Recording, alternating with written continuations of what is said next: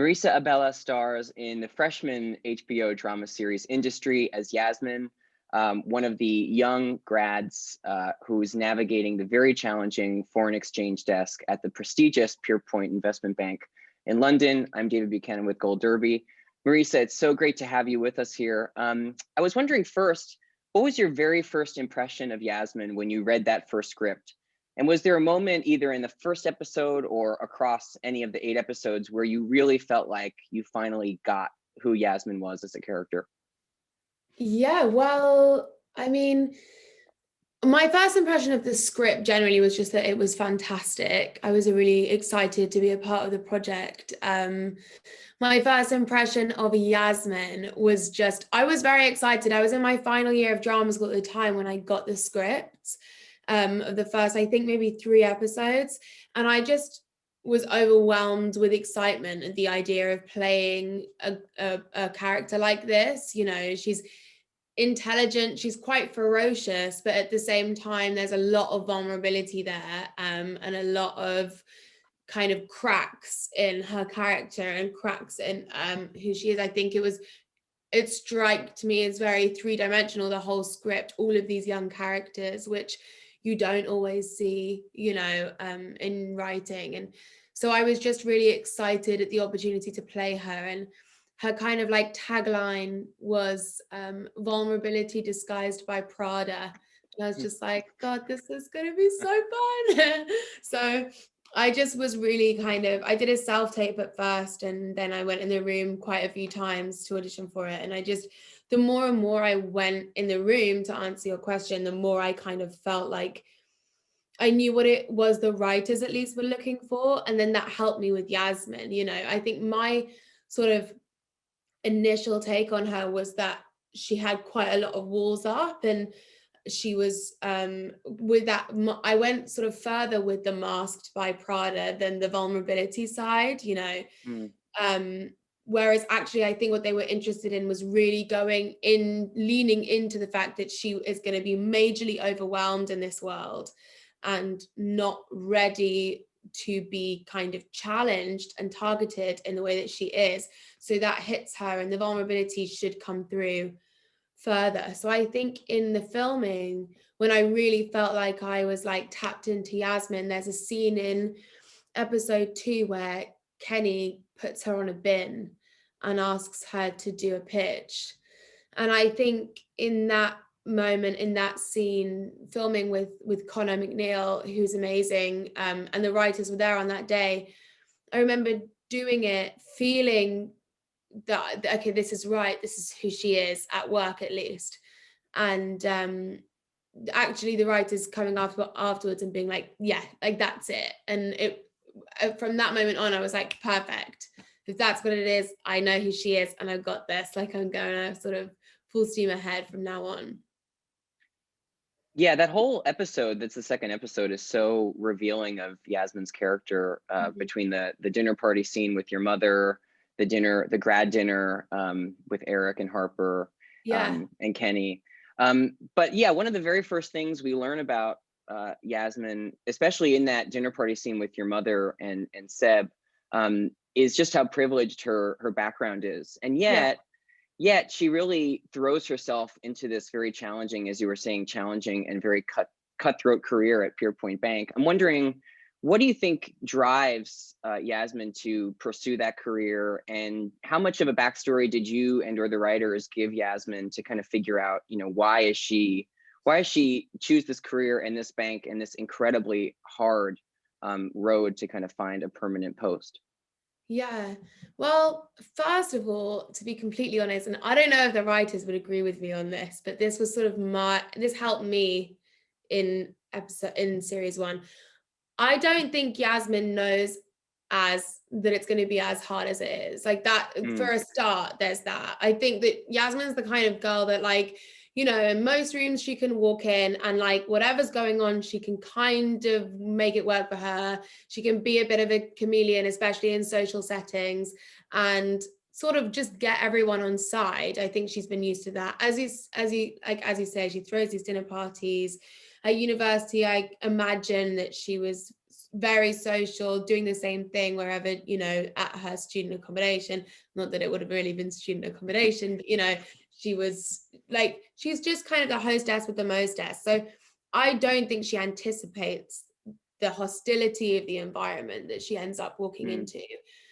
Having said that, there are definitely easier paths she could have gone. She could, you know, her parents are both in publishing, so she could go into a kind of artsy, corporate but artsy way of being a professional. And I think she wants to prove to everyone that she can do this on her own. I think Yasmin's story is one of, she really wants to be taken seriously by everyone around her. I don't think she feels particularly seen or heard in the way that she really wants to be by, you know, her boyfriend, her friends, her parents.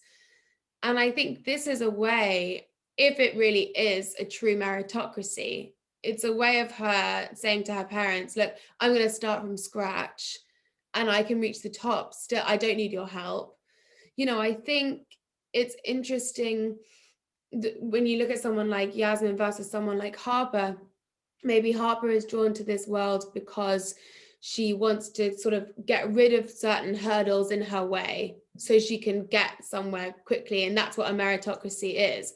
Whereas with someone like Yasmin, really what she's doing is she's attempting to sort of put hurdles in her way so she can show her parents sort of how good she is at hurdling, you know, rather than just like rolling out of bed in the morning and being handed a trophy just for sort of being there or being the trophy itself. You know, I think that's important. That's what drives her, I think. Yeah, I never thought of it that way, in the kind of juxtaposition of Harper and Yasmin. I've heard you say in previous interviews that you think Harper really helps Yasmin assert herself and find her agency. And that relationship and the close friendship they develop is really one of the highlights of the first season. But I'm wondering too, there is, even though they become such close friends, there is still some rivalry there as they're competing for for one of these permanent posts. How did you find those kind of unspoken moments of, you know, kind of rivalry with Harper? And what was it like working with Mahershala just across, you know, the 8 episodes? I mean, first off, it was amazing working with Mahershala. She's incredible. She's such a great actress. And I think we have a very similar like work ethic. We both are kind of really, you know, were putting our all into what we were doing. So it was really exciting whenever we did have scenes together, because they speak about each other a lot. But, you know, obviously you have to remember that during a 6-month period of shooting, there might have only been like 10 days, no, but, you know, like 15 days total, 20 days total, which doesn't feel like a lot, where it was just me and Mahershala in those days. So it was always very exciting, because I think to me, when I was reading the script, it was the relationship that was the most interesting of Yasmin's. Because, you know, if I've said before that I think I mean the relationship rather than the friendship, because even when it is antagonistic, it's what makes Yasmin be introspective. Harper is fantastic for Yasmin in that she forces her, she kind of puts a mirror up to Yasmin in a way that no one else in her life, in Yasmin's life, does. She says no to her and questions her, not in a kind of bullyish way that Kenny does or something, or her mother, where it just kind of, it doesn't feel like Yasmin really wants to respond to it because it's purely antagonistic. I think with Harper, there is a level of respect there. So what Harper thinks about Yasmin is much more important to her than some of these other people. And I think also Yasmin really admires Harper and really admires the way that she holds herself at work. I think she admires the fact that Harper doesn't sort of take any bull, you know, she is there to work and she's not going to run the coffee order, and whereas I don't think Yasmin knows how to say no. Yasmin hasn't worked out how to say no yet, which is a very difficult situation for a young woman, especially to find herself in a very sort of male-centric environment, when you start off only saying yes, you kind of are led down the garden path. And it's difficult to exactly pinpoint where you've gone wrong. Whereas Harper from day one knows exactly what it is that she wants and what she's there for. So I think the admiration, they admire each other on both sides. And I think I've said before that I think that, sometimes Harper can be a bit all walk and no talk, and Yasmin can be all talk and no walk. And I think that they complement each other really well because of that. And it's a shame that they can't find a way of partnering together. And in the end, that rivalry sort of overwhelms them. Yeah, speaking of complex relationships, obviously Yasmin has very kind of intricate and nuanced relationships with all the men, both at work and at home. Yeah. Seb, Rob, Kenny, and even Maxim, who we see, become really important in the second half of the season. Yeah. How do you think the power dynamics at work really kind of influence the relationships she has in her personal life, especially with those few characters who actually know Yasmin in both settings, at home and at the office? Yeah, so I think there's kind of a ripple effect. I think with Yasmin, she's quite good, like a lot of people are from that kind of privileged background. She's quite good at compartmentalizing, but kind of one relationship trickles into the next rather than them all blurring in to one. I think it starts with Kenny. I think if it wasn't for Kenny, I don't even know whether she'd have needed to have the relationship with Robert that she had. And then if it wasn't for Robert, obviously maybe she'd have been more kind of content with her life at home.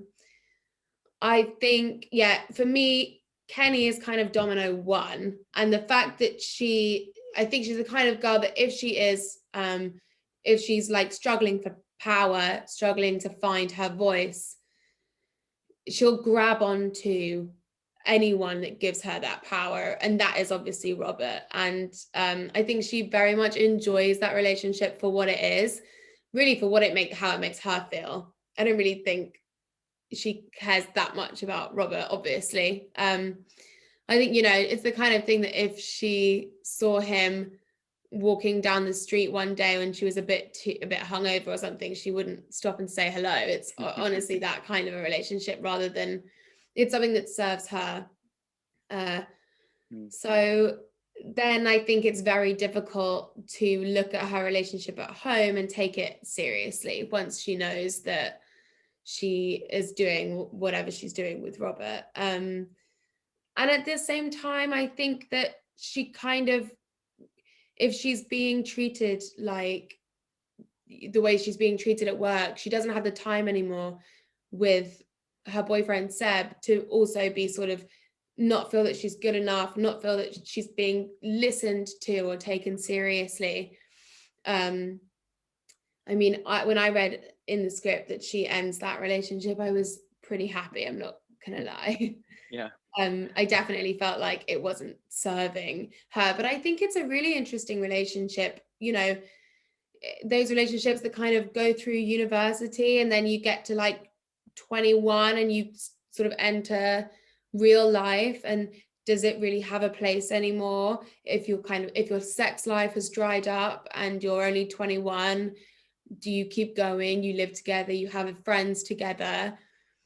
I think a lot of people kind of my age actually understand that relationship quite well and are a bit like, oh God, watching Yasmin and Seb.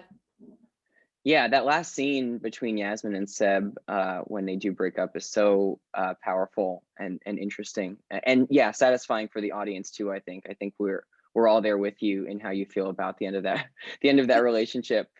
Speaking of Kenny, I wanted to ask about your riff speech, reduction in force is riff, which the season has kind of been building for each of these four grad characters, and Kenny really kind of inadvertently dominates her kind of thought process in that speech and the decision she has to make about whether she's going to talk honestly about the culture at Pierpoint. Yeah. Can you take us like behind the scenes of how you worked on crafting that speech that we've all been anticipating, and also how much you had to communicate with just your facial expressions about the split-second decision that Yasmin has to make in that moment? Yeah, I think, well, firstly, it was a much anticipated episode. I remember waiting for that episode for a really long time while we were filming, because, I think how how she acts in that moment really informs episode 7 and the beginning of episode 8. So I remember being annoying and like hounding the writers, like, as soon as you know how she behaves in that room, please tell me, because it's going to make a huge difference to that phone call that she makes outside in episode 7 to her boss, and like really where's she what's she thinking, where's she heading, which is like the amazing and kind of terrifying thing about TV, is that you don't really know and then you have to kind of make and like rationalize everything afterwards. So I think I remember when I first read it being like, okay, great. I 100% agree that Yasmin's journey has not yet reached the point where she is the girl who like fights for the sisterhood in a room and kind of comes clean, because she's not there yet. All she wants for herself is to make it to the next level. So really in that moment, it's like, just survive. And I think Yasmin as a person has never had to think about just pure survival before, in a way that I think we see Harper do that from episode 1.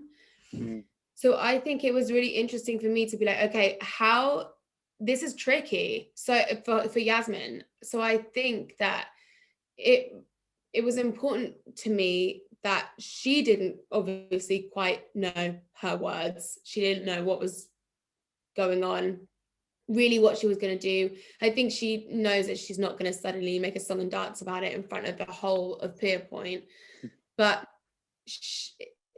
she's going to get tongue-tied. It's going to be difficult for her, because also we'd realized throughout the other episodes, that's what happens to Yasmin when she gets really nervous. She gets flustered. So it was just important to me to be able to try and authentically find her searching to be convincing in that moment, rather than actually finding the words to say, but just trying to convince them all that she has had a good time and that she's been happy in this environment. So I think I think that what they ended up using was, we did a couple versions, and one of them I was like, I'm really gonna like have no idea what I'm gonna say in this time. And I think they kind of used a mixture of some of it, of all of it, because it was just important to me that she's reaching in this moment. She's really reaching to convince them. Like, it's quite intense to have an actual speech to be like, pick me, especially when you don't know whether it's the right thing to be there or not.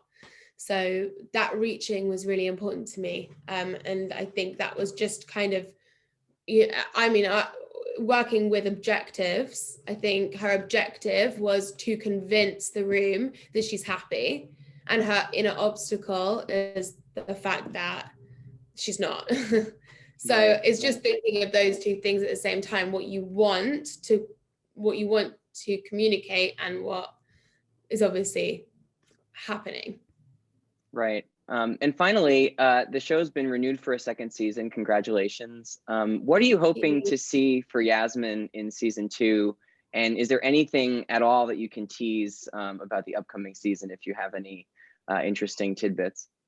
I don't know what I'm allowed to say, what I'm not allowed to say. I've read the first 2 episodes and I'm really excited. I mean, it's kind of, so COVID's happened. I think everyone knows that. So I'm allowed to say that. So it's great because they've grown up a bit, and we're not coming straight back in as where they left off, and they don't necessarily have all of the same habits. They've kind of grown a bit, which is exciting, I think, for this group of people, to see sort of where they're moving on to. And I'm just so excited. There are lots of new characters. So that's nice. But the core relationships, and especially Yasmin's relationship with Harper, I think is in a really interesting place and will be a sort of topic of conversation in terms of, you know, that rivalry slash friendship and how it works for both of them. Yeah, and then just lots of different relationships, both personal and professional, that I cannot wait to get my teeth stuck into. Absolutely. Marisa Abela, congratulations again on the first season of Industry. And thanks for talking to Gold Derby today. Thank you so much.